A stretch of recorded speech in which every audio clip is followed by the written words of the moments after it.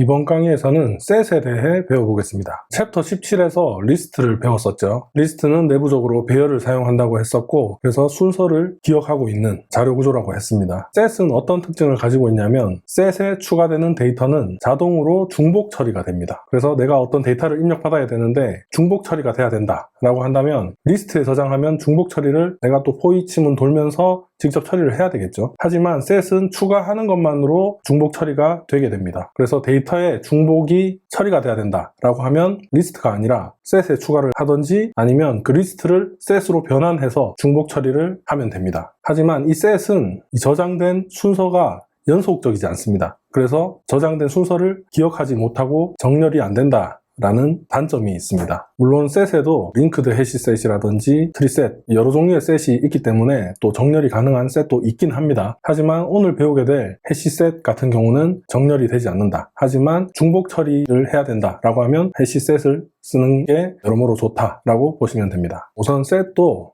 내부적으로는 배열을 이용합니다. 그리고 그 배열의 인덱스를 내가 저장할 객체의 해시 코드를 사용합니다. 만약에 배열이 이렇게 있다면 이 인덱스를 해시코드 메소드를 통해서 리턴된 값을 인덱스로 사용한다고 보시면 됩니다. 그러면 해시코드 인덱스에 만약에 학생 클래스에 대한 인스턴스다 라고 하면 해당 해시코드 인덱스에 S1이 저장이 되고 또 뭐 S2라는 인스턴스가 있다면 그 또 S2 인스턴스에 대한 해시코드를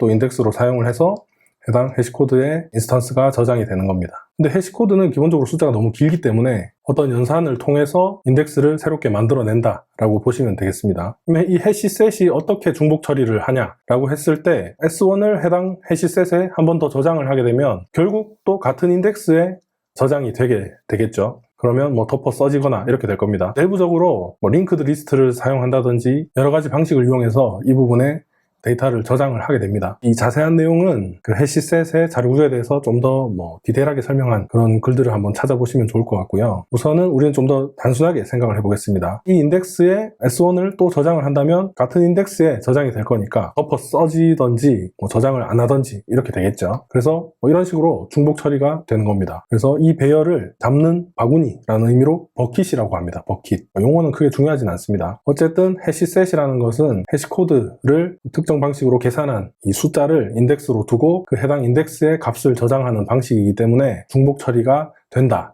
라고 보시면 됩니다. 나중에 배우게 될 해시맵도 이 같은 방식을 사용을 합니다. 그래서 해시셋을 다시 정리를 해보자면 특정 객체를 저장을 할 때는 그 해당 인스턴스의 해시코드를 계산해서 인덱스를 만들고 그 인덱스에 해당 인스턴스를 저장하기 때문에 같은 인스턴스를 저장을 할 때는 혹은 같은 해시코드를 반환하는 인스턴스를 저장을 하면은 같은 인덱스의 인스턴스가 덮어 써지기 때문에 중복 처리가 된다라고 보시면 되겠습니다. 그렇기 때문에 내가 셋에 추가한 순서대로 이 배열의 순서대로 저장되는 것이 아니라 그 해당 객체의 해시코드에 맞춰서 그 특정 배열에 저장이 되기 때문에 이 순서를 알 수 없다는 거죠. 그리고 이 메모리의 효율성을 위해서 이 저장되게 될 배열, 그러니까 이 버킷을 처음에는 한 16 정도 되는 그러니까 좀 작은 사이즈로 생성을 해두고 데이터가 더 들어오면 이 로드 팩터라는 프로그램이 배열의 사이즈를 다시 늘리고 재저장을 한다든지 이런 작업을 하기 때문에 순서는 보장되지 않는다라고 생각하시면 됩니다. 그래서 해시셋은 중복 처리가 되고 순서는 알 수 없다. 그래서 내가 중복 처리가 돼야 되는 어떤 프로그램을 만들어야 된다라고 한다면 해시셋을 사용하시면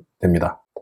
코드를 한번 확인을 해보겠습니다. 우선 배열을 생성을 했습니다. 기본형을 입력했지만 받는 배열의 타입이 인테저이기 때문에 오토 박싱이 돼서 다 인테저 타입의 인스턴스들이 저장이 되겠죠. 그리고 또 어레이 리스트 하나를 생성을 했습니다. 이 컬렉션스 클래스에 있는 addAll 메소드를 이용해서 해당 리스트의 이 배열들의 내용을 다 입력을 했습니다. 그리고 프린트 메소드를 이용해서 리스트1을 한번 출력을 해보겠습니다. 1, 2, 3, 4, 5, 6, 7, 8이 출력이 된 것을 보실 수 있죠. 프린트 메소드로 이동해 보겠습니다. 이 프린트 메소드는 이 컬렉션 타입으로 업캐스팅을 해서 입력을 받고 해당 컬렉션, 그러니까 리스트나 셋에 대해서 그 안에 있는 요소들을 출력하는 메소드입니다. 이게 만약에 리스트 인터페이스라면 어레이 리스트나 링크드 리스트나 리스트 타입만 받을 수 있겠죠. 그리고 셋 타입이라면 해시셋이나 트리셋이나 링크드 해시셋처럼 셋 인터페이스를 구현하고 있는 타입에 대해서만 받을 수 있게 될 겁니다. 하지만 컬렉션은 셋 인터페이스와 리스트 인터페이스의 더 상위 인터페이스죠. 그렇기 때문에 컬렉션 인터페이스로 받게 되면 셋도 받을 수 있고 리스트도 받을 수 있게 되는 겁니다. 그래서 이 해당 프린트 메소드는 셋이나 리스트 모두 해당 요소들을 출력할 수 있게 되는 겁니다. 그리고 해시셋을 생성을 하고 해시셋에 6, 7, 8, 9, 10을 추가를 했습니다. 그리고 출력을 하면 6, 7, 8, 9, 10이 출력이 되죠. 그리고 컬렉션 타입의 참조 변수에 또 S1을 저장했습니다. 셋은 컬렉션 인터페이스를 확장한 인터페이스이기 때문에 컬렉션 인터페이스로 업캐스팅이 가능하죠. 셋 인터페이스는. 하지만 컬렉션 인터페이스 메소드 내에 있는 메소드에 한해서만 사용이 가능하게 되는 겁니다. 셋 인터페이스에서 추가한 메소드는 사용할 수 없게 되겠죠. 그 다음에 C1을 프린트에 출력을 해도 똑같이 출력이 되는 것을 보실 수 있습니다. 웬만한 기능들, 웬만한 메소드들은 컬렉션 인터페이스에 다 선언된 추상 메소드들이다 라고 보시면 됩니다. 그리고 이번에는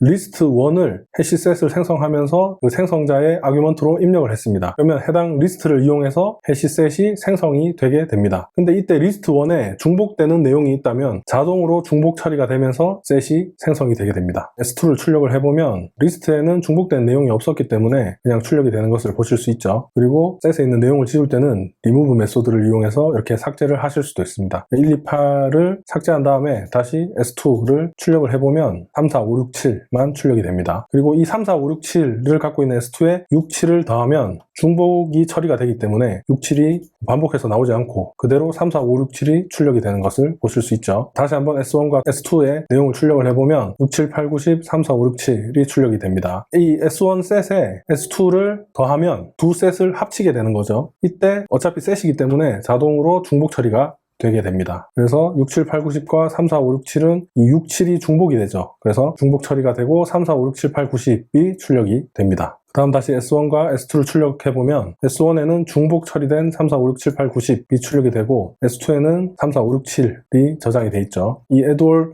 메소드를 사용을 했을 때는 S1에만 내용이 반영이 되고 S2는 그대로 있습니다. 안에 내용이 삭제가 되거나 더해지거나 하지 않습니다. 그리고 이번에는 S1.RetainsAll S2를 입력을 했습니다. 그러면 이 S1에서 S1과 S2에 공통적으로 존재하는, 그러니까 교집합되는 내용만 S1에 남겨놓고 나머지는 삭제를 하게 됩니다. 그래서 8, 9, 10이 삭제가 돼서 S1을 다시 출력을 해보면 3, 4, 5, 6, 7만 출력이 됩니다. 셋이 집합이라는 뜻을 가지고 있죠. 그래서 리테인올을 이용해서 두 셋 간의 교집합을 찾을 수 있습니다. 그래서 S1과 S2에서 교집합되는 내용을 S1에 남기고 교집합되지 않는 내용들은 다 삭제를 해버리기 때문에 3, 4, 5, 6, 7만 남아있는 것을 보실 수 있습니다. 그리고 S1에서 remove all S2를 하면 S1에서 S2를 빼는 거죠. 그러면 S2의 내용이 S1에서 다 삭제가 되게 되고 S1에만 있는 내용이 남아야 되는데 지금 S1과 S2 둘 다 같은 내용을 가지고 있기 때문에 S1은 비어있게 되는 겁니다. 확인을 해보시면 S1은 비어있고 S2는 3, 4, 5, 6, 7 그대로 있는 것을 확인하실 수 있습니다. 이처럼 셋은 중복 처리가 되고 하지만 정렬이 되지 않습니다. 순서를 기억할 수 없죠. 해시셋은. 그리고 어떤 데이터를 집합적으로 다뤄야 할 때 셋을 쓰면 상당히 효율적으로 사용할 수 있는 자료구조 또는 컬렉션이다 라고 생각하시면 되겠습니다. 다음 강의에서는 셋을 이용해서 좀 더 응용된 코드들을 확인해 보겠습니다.